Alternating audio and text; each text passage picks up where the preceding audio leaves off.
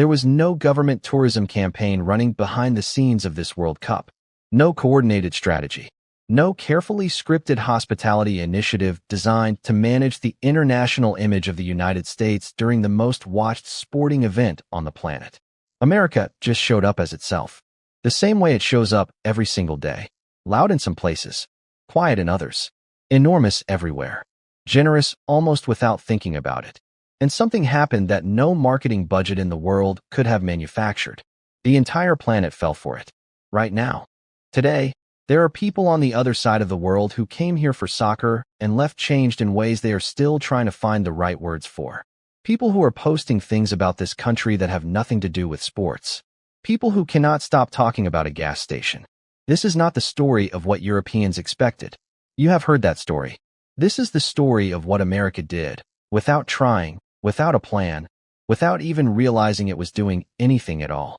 And why that might be the most important thing that happened here this summer is a sample text to demonstrate our advanced text-to-speech technology with natural-sounding voices. Hit subscribe before we go any further. This channel finds the stories inside the story, the ones that the highlight reels and the sports desks walk right past. You are going to want to be here for everything coming next. Here is the thing about what happened at this World Cup that almost nobody is saying out loud. America did not try. That sounds like a criticism. It is not. It is the whole point. Every other major international host nation in recent memory has spent years and billions constructing an image for the visiting world. Infrastructure built for optics. Campaigns designed to counter negative perceptions. Carefully managed access. Curated experiences. The business of making a country look like the version of itself that it most wants to be seen as. America did none of that. What arrived in American cities this summer was not a presentation. It was not a performance. International fans landed in Atlanta and Dallas and Kansas City and Seattle and Boston, and they walked straight into the unedited, unmanaged, completely ordinary daily life of a country that had no particular plan for what to do with them other than what Americans always do with people who show up. Make room. Police officers juggled soccer balls in fan zones not because someone told them to. Firefighters waved visiting fans over to their engines not because there was a hospitality protocol that required it. Neighbors invited strangers to backyard grills not because a tourism board had suggested it as a goodwill gesture. It happened because that is what happens here. That is the operating system of this country running the way it always runs when nobody is watching and nobody is keeping score. The world showed up expecting a managed experience. What it got instead was the real thing. And the real thing turned out to be so far beyond what any managed experience could have delivered that the gap between expectation and reality did not just surprise people. It changed them. If you wanted to design a cultural exchange program from scratch, to carefully select the American experiences most likely to leave a lasting impression on international visitors, you would probably not put a gas station at the top of the list. And yet here we are.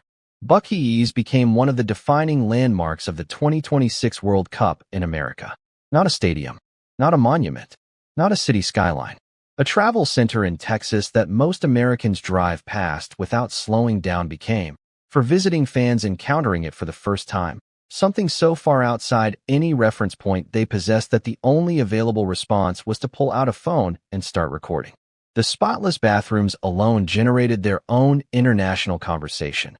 A detail so specific and so ordinary that its viral spread says everything about the gap between what the world had been told about America and what it actually found. The brisket sandwiches, the scale, the fact that a single building could contain that much of everything and still feel organized and clean and somehow welcoming. None of it was designed for the World Cup. All of it was just there, being what it always is. Bass Pro Shops entered the tournament as an accidental attraction. International fans who wandered in expecting a standard sporting goods retailer walked out having experienced something they genuinely struggled to categorize. The waterfall features, the fish tanks, the taxidermy, the sheer theatrical commitment of a store that treats the American outdoor life as something worthy of a full theatrical installation. Several visiting fans publicly described it as a theme park. It is not a theme park. It is just a store. That distinction appears to be the entire point. Walmart produced its own moment. Entire aisles devoted to a single product category. A frozen dessert section with dedicated space for dog ice cream. An inventory so comprehensive that visitors who grew up in cities where grocery shopping is a compact and efficient transaction found themselves 45 minutes into an exploration with no clear end in sight. And free refills. The free refills kept coming up. Not because a glass of unlimited soda is geopolitically significant, but because of what visitors said it made them feel. One fan put it in terms that have since circulated across multiple continents. You paid for it once. Once. And that once is apparently enough for this country. Because that is how it works here. You are a guest at the table, and the glass does not run out. And something about that simple, unremarkable American default felt to visitors like a statement about abundance, about generosity, about a country that runs on a baseline assumption that there is enough and then some, and the right thing to do with enough is share it. Underneath the food content and the retail reactions, something quieter was building throughout this tournament. Something that did not fit the format of a 15-second clip and did not easily reduce to a caption. It was the texture of human contact between Americans and the world. In Boston, the city did something with its Scottish visitors that has no official name, but has been described by everyone who witnessed it as one of the most genuinely joyful things that happened in any World Cup host city this summer. A Scottish bagpiper playing outside Faneuil Hall found himself alongside a Boston street drummer. Two people, different countries, different instruments, different traditions stretching back centuries on opposite sides of an ocean. They played together because the moment called for it, and both of them knew it without anyone having to say so. The crowd that gathered around them was not there for either of them specifically. It was there because something was happening that felt like a reason to stop. That moment is this tournament in miniature. Not the goals, not the bracket. The accidental collisions between people who had no reason to find each other and found each other anyway. In the specific geography of an American street, or an American stadium, or an American parking lot, and made something that neither of them could have made alone. In Lawrence, Kansas, a city of fewer than 100,000 people that found itself hosting the Algerian national team. Residents hung flags in storefront windows, and 500 locals turned out to welcome the squad on arrival. Nobody commissioned it. Nobody organized a formal ceremony. The city just decided that if a team from across the world was going to be in their town, that team was going to know they were wanted. That is a decision that does not appear in any tourism playbook. It comes from somewhere older and simpler than strategy. A visiting German fan who arrived in Boston carrying years of warnings about American danger found himself being driven to his hotel by strangers who simply noticed he needed help. He watched the recording of that moment on his phone more times than he could count. He broke down in an interview trying to explain what it had done to him. Not because being driven somewhere is remarkable, because being met with uncomplicated human kindness in a place where every headline had led him to expect the opposite is an experience the body does not know how to process quietly. There is a line that has been circulating across platforms throughout this tournament.